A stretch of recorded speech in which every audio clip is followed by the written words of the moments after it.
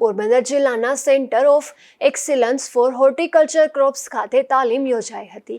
સ્વરોજગારલક્ષી આ તાલીમમાં મારવાડી યુનિવર્સિટીના 38 જેટલા વિદ્યાર્થીઓ સહભાગી બન્યા હતા, જેમાં 6 જેટલા ઇન્ટરનેશનલ વિદ્યાર્થીઓએ પણ તાલીમ લીધી હતી।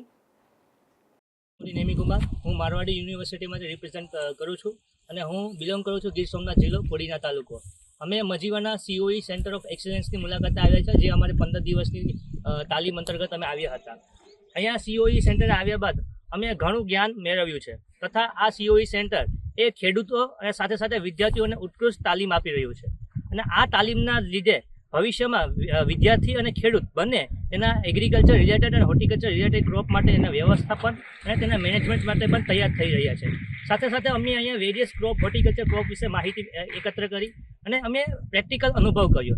અહીંયા જે સ્ટાફ છે, અહીંયા અધિકારીશ્રીઓ છે, તેમના સરળ સ્વભાવ અને ઉત્કૃષ્ટ જ્ઞાનને લીધે અમને વિદ્યાર્થીઓ મિત્રોને 15 દિવસ ક્યારે આ ટ્રેનિંગ 15 દિવસની ક્યારે પૂરી થઈ તે ખબર ના પડી અને અમારી જિજ્ઞાસા પણ ખૂબ ઓછા અંશે સંતોષાય છે, કારણ કે અમારે હજુ વધુ અહીંયા શીખવું છે।